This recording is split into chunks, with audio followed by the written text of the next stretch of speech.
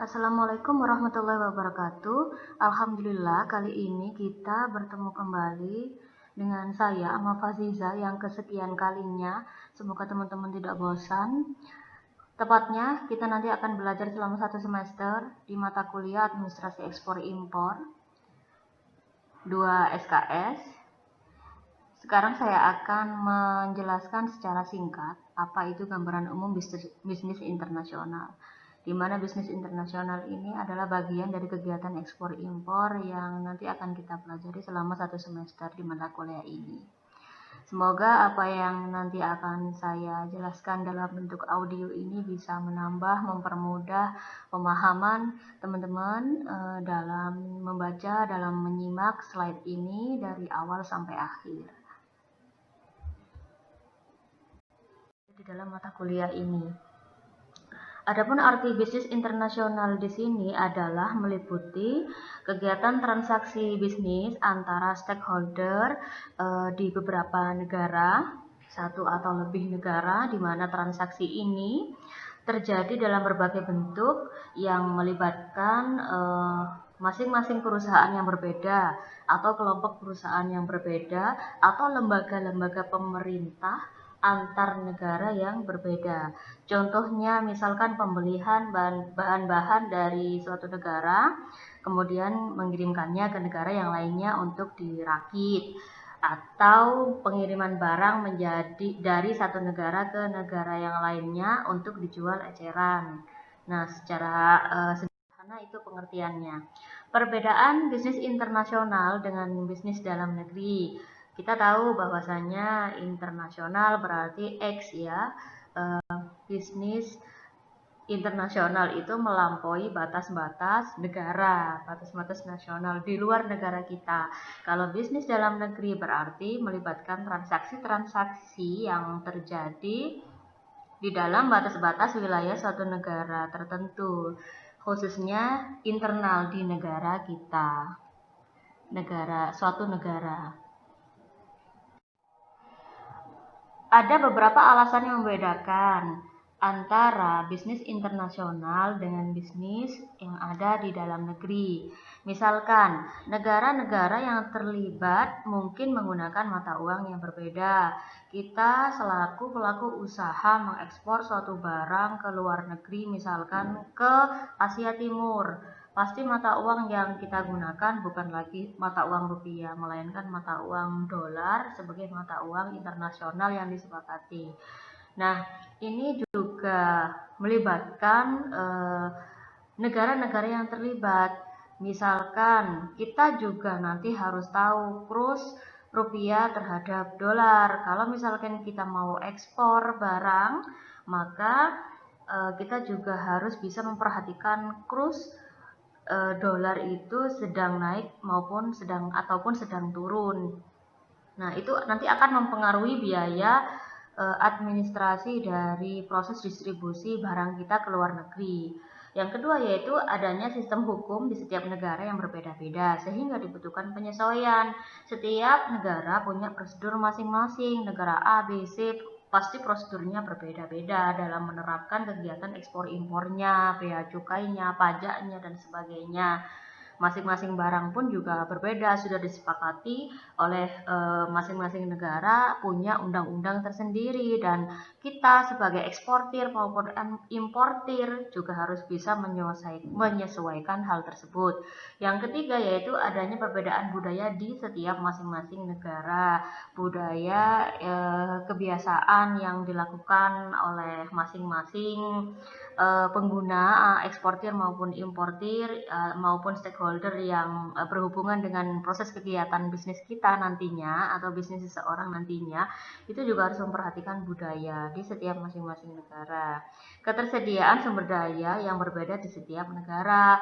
Misalkan kenapa kok produksi perusahaan A, misalkan perusahaan KFC sebagai waralaba makanan ya, sudah yang ada di Amerika yang ekspansi ke berbagai macam negara, pasti bahan bakunya juga berasal dari negara yang yang didiami, negara yang dikembangkan, bukan berasal dari asli langsung ayamnya dari Amerika, bukan. Tapi ketersediaan sumber daya itu juga disesuaikan dengan negara masing-masing. Misalkan kalau kita terbiasa menggunakan makanan dengan berbahan beras sebagai makanan pokok negara Indonesia, maka pengelolaan makanan yang dijual oleh KFC di Indonesia itu juga melibatkan nasi, juga menggunakan nasi menggunakan ayam, nasi menggunakan berbagai macam menu lainnya, itu semua dimix dengan nasi. Kalau misalkan di negara lainnya yang tidak menggunakan nasi, misalkan menggunakan roti atau menggunakan telur saja, atau tidak menggunakan makanan pokok tertentu ya seperti di Indonesia, itu bisa, itu juga disesuaikan dengan budaya dan makanan pokok di masing-masing negara. Itu disesuaikan dengan cita rasanya. Pasti juga rasanya pun juga berbeda di setiap negara. Ada yang manis, pedas, ada yang asin, ada yang hanya gurih dan sebagainya. Aktivitas-aktivitas bisnis internasional. Kalau menurut sejarah, aktivitas bisnis internasional itu pertama kali memang berbentuk ekspor impor. Ekspor menjual barang ke luar negeri, impor kita membeli barang dari luar negeri. Namun seiring dengan perkembangan zaman dan teknologi sudah banyak bermunculan aktivitas bisnis internasional lain dari kegiatan ekspor impor tersebut. Misalkan tidak hanya terpaku pada barang yang kita beli atau yang kita jual, misalnya dalam bentuk transaksi atau aktivitas berupa lisensi, waralaba maupun kontrak manajemen. Aktivitas-aktivitas bisnis internasional, misalkan ada ekspor dan impor, kita tahu pengertiannya ya, kita skip. Pembagian kelompok aktivitas ekspor impor ini ada perdagangan untuk barang yang berwujud dan ada perdagangan untuk barang yang tidak berwujud. Yang barang berwujud misalkan perdagangan dari barang-barang atau produk-produk yang tampak secara fisikly. Pembelian komputer, penjualan pakaian, pembelian bahan baku, dan sebagainya. Kalau yang tidak berwujud ini lebih pada aktivitas jasa. Misalkan kegiatan-kegiatan perbankan, perjalanan, transportasi, traveling, ya, akuntansi, dan sebagainya. Bentuk utama bisnis internasional, bentuk utama dari bisnis internasional ini misalkan ada investasi internasional. Apa itu investasi internasional? Investasi internasional itu adalah modal yang dipasok oleh penduduk suatu negara ke penduduk negara yang lainnya. Misalkan investasi internasional ini merupakan penanaman modal dari investor asing maupun investor asing yang bekerja sama dengan investor dalam negeri untuk melakukan usaha di negara kita, misalkan di Indonesia. Ada istilah FDI, Foreign Direct Investment. Nah, ini merupakan jenis investasi internasional yang sangat umum dilakukan. Faktor politik, di mana ini menjadi salah satu alasan perusahaan itu menerapkan FDI. Kita tahu bahwasanya Presiden Jokowi ini menarik para investor asing dengan cara diplomasi ya, dengan cara berdiskusi secara ekonomi dan memberikan kepastian hukum kepada mereka, para investor asing itu untuk berinvestasi di Indonesia. Dan investor asing pun dapat meningkatkan infrastruktur Indonesia juga. Kita tahu bahwasanya Jokowi bekerja sama dengan Cina dalam hal pengembangan infrastruktur dan sebagainya.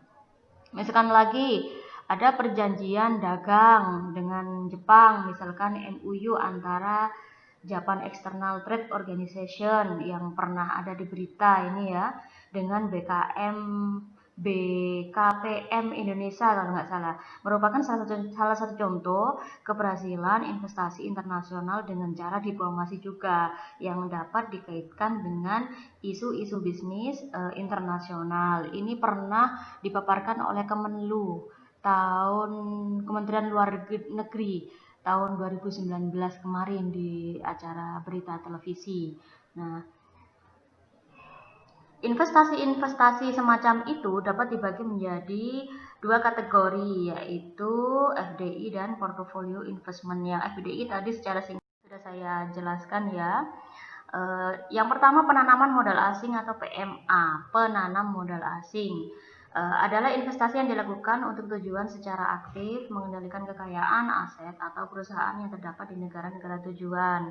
Misal di Indonesia, tepatnya di Jawa Timur, di kota Pasuruan, itu juga kita tahu ada kawasan industri ya, PIR itu, Pasuruan Industri Estate Rembang.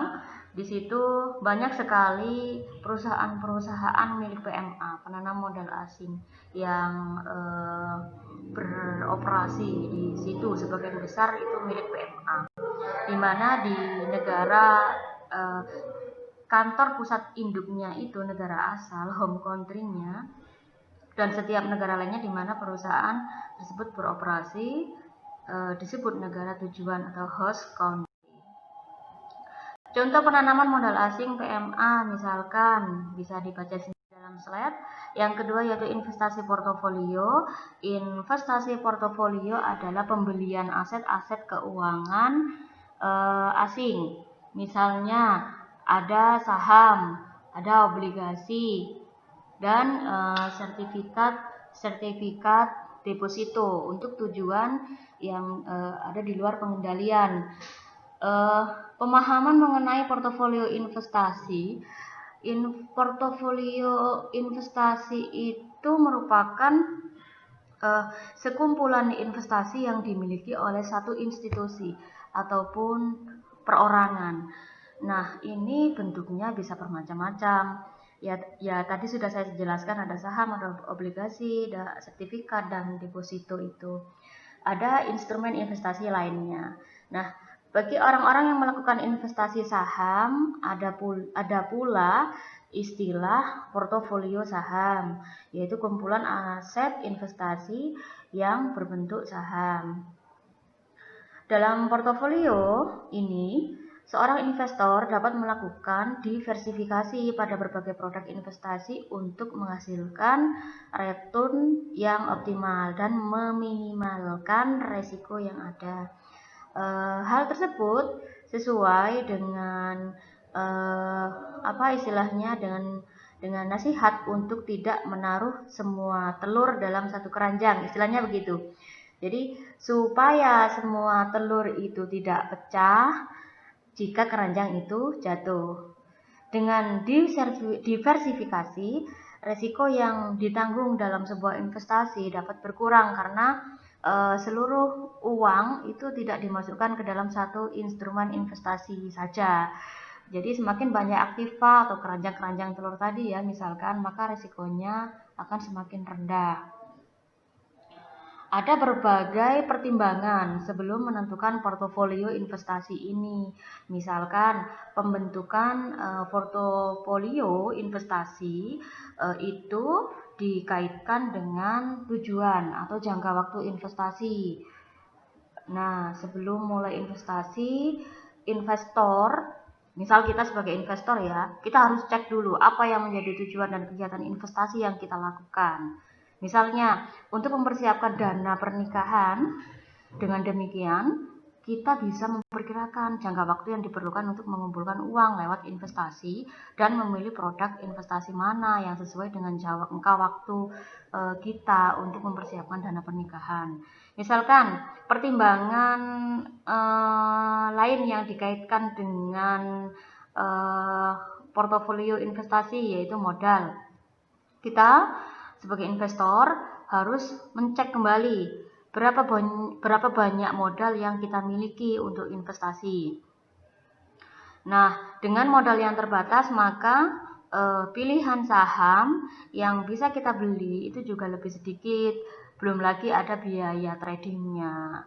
Nah, meski begitu, kita bisa meski begitu kini kita kan bisa temui dengan mudah berbagai produk investasi yang memerlukan biaya-biaya rendah. Misalkan di Indonesia sendiri ya, kita tahu yang sekarang lagi booming itu nabung emas ya. Nabung emas di Tokopedia misalkan bisa dimulai dari 500 saja, 500.000 saja. Nah, itu. Pertimbangan sebelum menentukan portofolio investasi dikaitkan juga dengan profil resiko investor. Profil resiko terbagi menjadi 3, misalkan konservatif, moderat, dan agresif.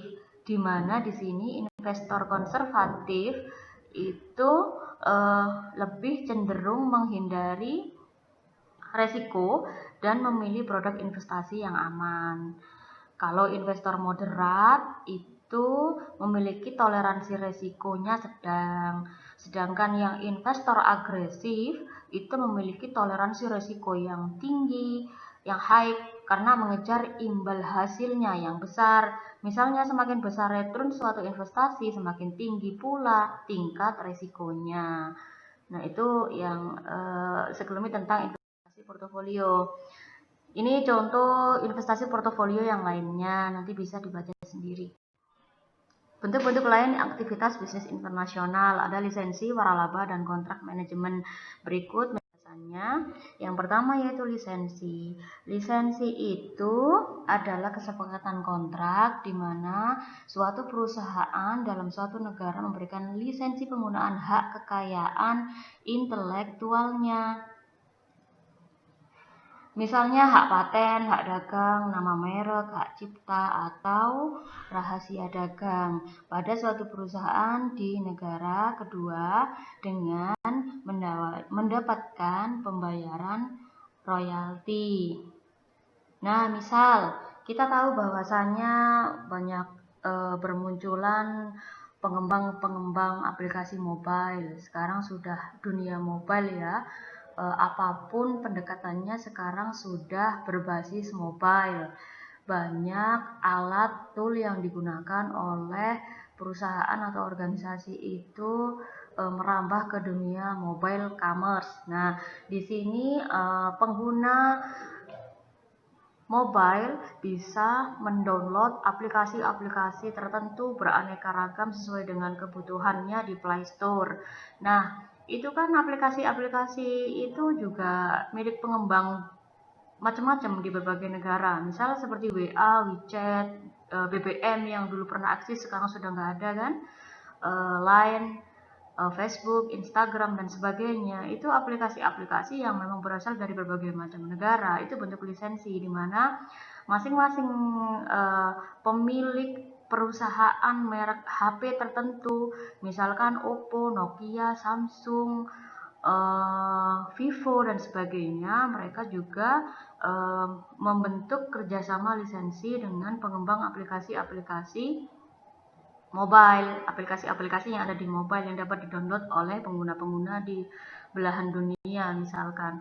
Nah, itu nanti pembagiannya royalti dibagi oleh kedua belah pihak antara si pengembang aplikasi mobile tersebut dengan si pemilik HP, sehingga semua pengguna bisa mendownload aplikasi tersebut di berbagai macam HP yang berbeda. Misalkan dalam satu sistem Android, itu untuk yang sistem operasinya Android. Kalau misalkan untuk yang sistem operasinya Apple, iOS itu ya nanti beda lagi. Ya mereka juga pasti sudah bekerja sama untuk itu, sehingga pengguna dari Apple itu sendiri bisa mendownload app yang ada di Play Store-nya. Apa istilahnya, bukan Play Store ya kalau iPhone itu.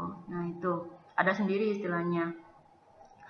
Terus juga ada kontrak manajemen juga dengan provider-provider yang ada di negara tertentu, di negara Indonesia khususnya. Contoh lain ada Walt Disney Company. Mickey Mouse ini mendapatkan suatu persentase penjualan perusahaan tersebut. Ini Walt Disney Company mungkin akan mengizinkan suatu produsen pakaian yang ada di Jerman misalkan memasarkan piyama anak-anak yang dibordir dengan wajah senyum Mickey Mouse, tapi itu yang legal. Nah, kalau misalkan itu diproduksi dengan skala besar, nanti royaltinya dibagi menjadi dua. Nah, kalau misalkan sablon-sablon yang dikembangkan oleh produsen berbagai macam kaos yang ada di Indonesia, misalkan gambar Mickey Mouse, gambar Ipin Upin, gambar berbagai macam toko-toko kartun dan sebagainya, apakah itu bentuk lisensi? Kalau misalkan kerjasama mereka itu dilakukan secara legal, ya lisensi. Kalau nggak ada kerjasama untuk itu, ya mereka asal itu aja menaruh icon atau gambar saja untuk sablon dari beberapa toko kartun itu, memanfaatkan animo animo masyarakat, apa yang sedang booming dalam film-film anak atau dalam dalam media televisi untuk dijadikan suatu ikon bisnis atau produk bisnisnya. Bentuk-bentuk lain aktivitas bisnis internasional misalkan waralaba. Nah, waralaba ini bentuk khusus lisensi terjadi apabila suatu perusahaan di suatu negara pemberi waralaba memberikan wewenang pada suatu perusahaan di negara kedua penerima atau pemegang waralaba. Nah, untuk menggunakan sistem operasinya dengan nama merek dagang, logo, dengan mendapatkan pembayaran royalti juga. Ini waralaba, pastinya teman-teman juga tahu apa contohnya, misalkan penggunaan dari sistem waralaba ini sendiri. Ini contohnya misalkan McDonald Corporation mewaralabakan restoran-restoran cepat sajinya di seluruh dunia. Selain McDonald ada KFC ya, dan sebagainya. Apakah ini bentuk franchising juga? Iya, ini bentuk franchising juga waralaba ini, nama lainnya. Bentuk dari lisensi di mana satu perusahaan franchise melakukan kontrak dengan perusahaan lain untuk mengoperasikan tipe atau jenis bisnis tertentu di bawah nama perusahaan yang sudah terkenal menurut peraturan-peraturan spesifik yang sudah dibuat oleh masing-masing pihak. Nah, misalkan McDonald Corporation di Indonesia ini di mana walaupun dimanapun tempat gerainya ini milik orang lokal bisa, namun untuk manajemen produksi dan pengembangan pasarnya tetap dikontrol oleh pihak yang memiliki brand McDonald. Nah, ini untuk merek yang sudah internasional. Kalau misalkan merek yang nasional ya teman-teman tahu sendiri ada banyak ya. Ini misalkan retail maupun di makanan-makanan fast food. Ini banyak sudah. Bentuk-bentuk lain aktivitas bisnis internasional yaitu kontrak manajemen, kesepakatan di mana suatu perusahaan di suatu negara setuju untuk mengoperasikan fasilitas atau memberikan jasa manajemen lainnya kepada perusahaan di negara yang lainnya dengan mendapatkan imbalan yang telah disepakati kedua belah pihak. Kontrak manajemen umum ini misalkan ditemukan pada operasional kepemilikan hotel Marriott dan Hilton. Ini yang jaringannya sudah internasional. Ini tersebar luas kan di Indonesia banyak, di Bali, di Jakarta, di Pulau Jawa ya. Ini sering tidak memiliki hotel-hotel mahal yang menggunakan nama mereka di seluruh dunia, tapi pengoperasiannya dalam bentuk kontrak manajemen. Kontrak manajemen tapi secara global. Maksud lainnya begini, pengaturan perusahaan di mana perusahaan itu menyediakan mekanisme manajemen dalam satu atau semua area pada perusahaan lain. Nah, yang tadi saya contohkan Hotel Hilton di dunia yang ini kan sudah mendunia ya, hotel yang sudah global. Hotel Hilton di dunia yang kepemilikannya kepunyaan orang-orang tertentu yang berlainan, namun untuk manajemen hotel langsung disediakan oleh jaringan Hilton-nya.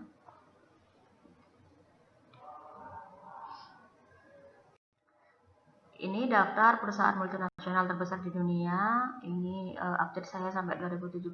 Nah, sebenarnya ini bisa diupdate berapa tahun lagi sampai 2020 ya. Nanti bisa dikembangkan sendiri oleh teman-teman. Skip. Selanjutnya yaitu penyebab globalisasi yang kontemporer.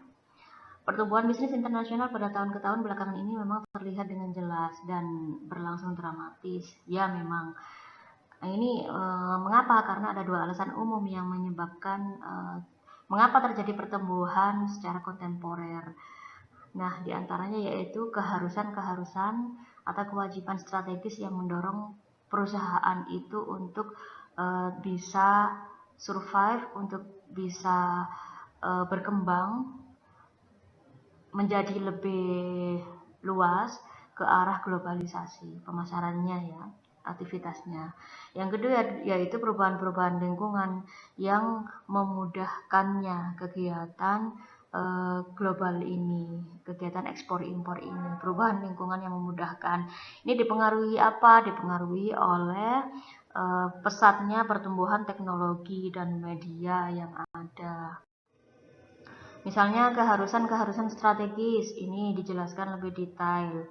Meliputi meningkatkan kompetensi inti, meningkatkan kompetensi inti perusahaan seperti apa. Misalnya kompetensi inti perusahaan kita lebih pada bidang makanan yang lebih pada green supply chain misalkan. Kita lebih pada green ya, makanan yang organik misalkan. Berarti kita juga harus bisa menyediakan sistem supply chain yang green supply chain-nya, green manajemen supply chain-nya juga harus bisa memadai untuk membentuk kompetensi inti dari perusahaan kita misalkan.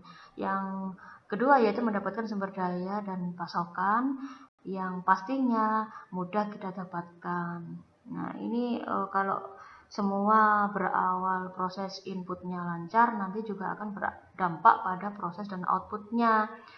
Nah, yang ketiga yaitu mencari pasar yang baru. Pasar yang baru dari keharusan-keharusan strategis ini tentunya pasar-pasar yang belum pernah dijamah.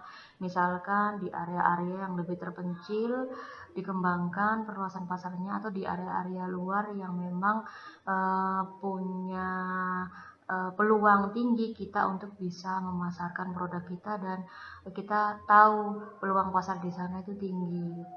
Ada banyak konsumen yang nantinya akan berminat dengan produk-produk kita. Misal mebel ya, mebel di Kabupaten Pasuruan itu sudah banyak yang ekspor ke Eropa, kayu-kayu sertifikat Indonesia itu. Yang D yaitu lebih mampu bertarung dengan pesaing, lebih survive, lebih bisa bertahan di tengah persaingan global. Selanjutnya, nah ini ada contoh meningkatkan kompetensi inti. Misalnya perusahaan Nokia mengembangkan teknologi telepon seluler canggih yang digunakan dengan sangat senang oleh konsumen dalam negeri Finlandia.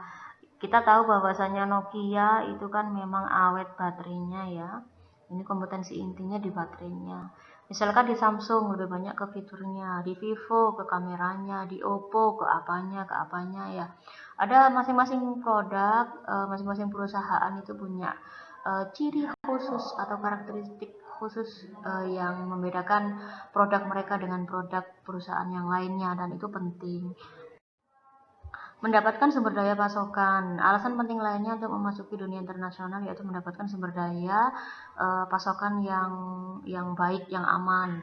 Misalkan sumber daya pasokan itu tidak hanya pada bahan baku semata, bahan material semata, tapi juga sumber daya tenaga kerjanya, sumber daya modalnya, dan sumber daya teknologinya. Nah, dalam beberapa kasus, berbagai organisasi harus pergi ke sumber-sumber asing lainnya karena produk atau jasa tertentu telah mengalami kelangkaan atau tidak tersedia dalam pasar lokal.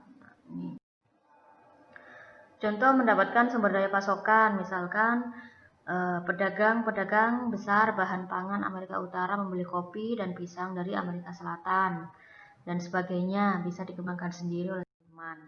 Mencari pasar yang baru. Mencari pasar yang baru ini adalah motif yang umum untuk melakukan ekspansi internasional. Ini wajar harus dilakukan supaya kalau kita mau berkembang, kalau organisasi itu mau berkembang, harus mencari pasar yang baru, tempat yang baru, sehingga tidak mengalami kejenuhan dan pertumbuhan penerimaan labanya dimungkinkan akan bertambah. Nah, ini ada contoh mencari pasar baru, bisa dibaca sendiri. Lebih mampu bertarung dengan pesaing. Misalnya, memang bisnis kadang memasuki pasar luar negeri untuk lebih mampu bertarung dengan pesaing-pesaing tersebut. Contoh ketika Coca-Cola secara agresif melakukan ekspansi ke seluruh dunia, pesaingnya adalah Pepsi Cola. Mempunyai sedikit pilihan selain mengikutinya dan juga untuk mencoba bertahan. Kita tahu bahwasanya perkembangan kemasan Coca-Cola pun juga beragam.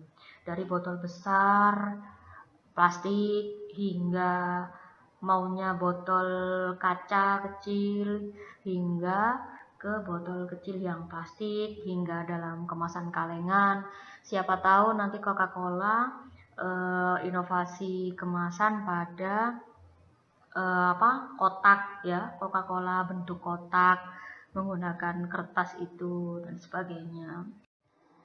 Perubahan lingkungan dan globalisasi, perubahan dalam lingkungan politik. Nah, selama 20 tahun abad 20 ke-20 ini, perusahaan yang ingin memasuki pasar yang baru ini sering dikecewakan oleh hambatan-hambatan terhadap perdagangan dan investasi luar negeri yang dibuat pemerintah nasional. Peraturannya lebih ketat, ini menjadikan hambatan bagi pelaku bisnis global. Nah, akibatnya perdagangan dan investasi internasional menurun sepanjang tahun 1930-an. Perubahan teknologi ini semakin cepat. Perubahan kebijakan pemerintah mendorong aktivitas bisnis internasional. Perkembangan teknologi khususnya komunikasi, transportasi, dan pengolahan informasi menjadikan bisnis internasional ini juga semakin mudah dilaksanakan dan makin menguntungkan. Yang makin banyak diuntungkan menjamurnya banyak perusahaan ekspedisi, ya ekspedisi yang menyalurkan produk-produk kita dari produsen ke konsumen. Dampak teknologi terhadap aktivitas bisnis internasional telah berlangsung makin cepat selama dasawarsa terakhir pengenalan dan eksploitasi dari pesatnya perkembangan